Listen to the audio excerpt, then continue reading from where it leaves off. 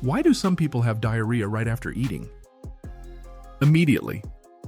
And this phenomenon happens to them for many years, not just one. It could even be 10 years. So what is the underlying cause? When you eat, the food enters our stomach.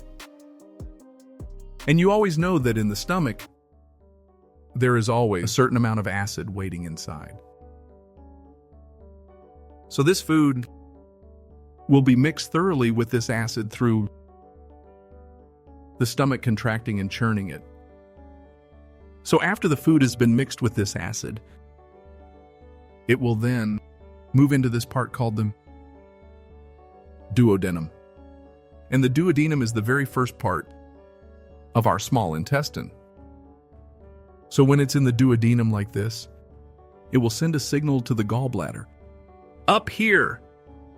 And as you know, the gallbladder is where bile is stored. That's why it's called the gallbladder. So from the gallbladder, a large amount of bile is released. It flows in here. So now we have bile. We have food, and we have stomach acid coming from the stomach. At the same time, the pancreas will secrete pancreatic juice that also enters here to digest this food. So you can see, right now in our duodenum, there are 3 types of digestive fluids: acid, bile, and pancreatic juice. So at this point, it is extremely hot. That's why in India, people call this place Agni. And Agni is the name of the fire god.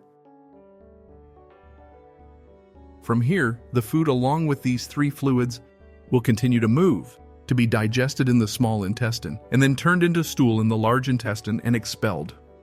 That is a complete and healthy digestive process in a person without digestive problems.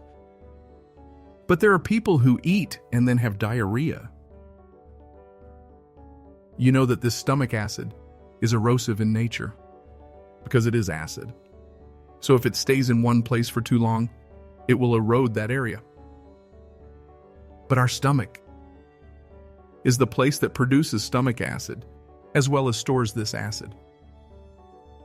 So nature has given it an extra layer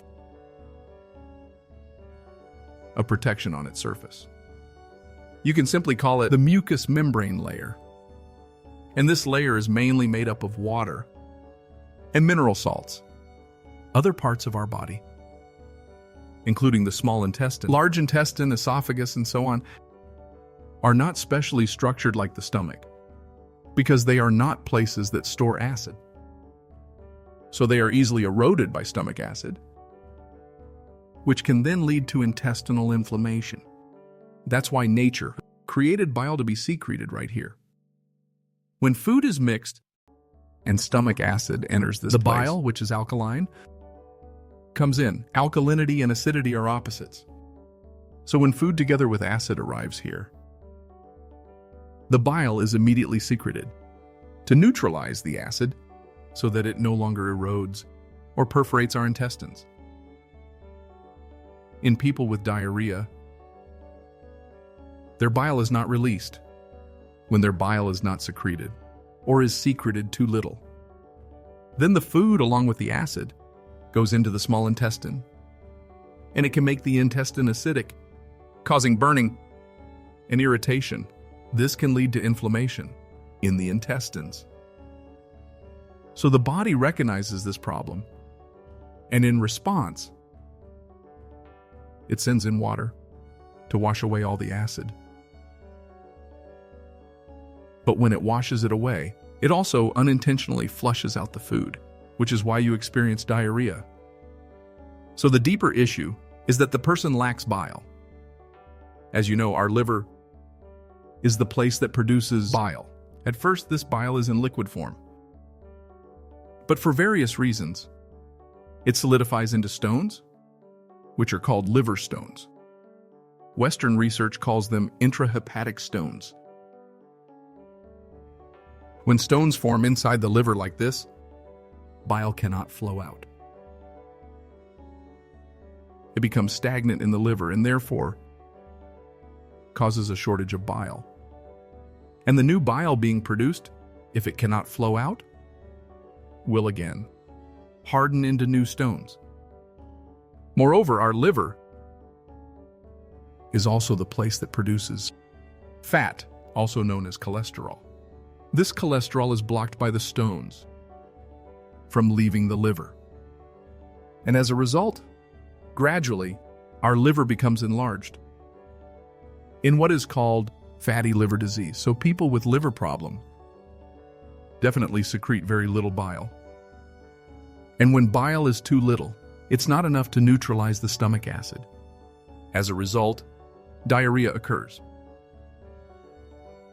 And diarrhea is actually a mechanism through which the body tries to protect you from intestinal inflammation and ulceration. But in doing so, it unintentionally flushes food out.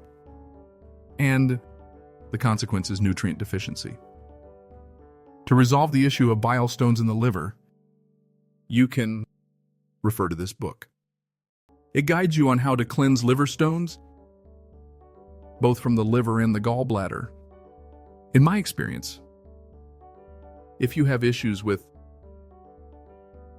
digestion like this, you can apply the liver stone flush, or if you suffer from gallbladder pain, you can also apply this method to expel those stones without having to remove your gallbladder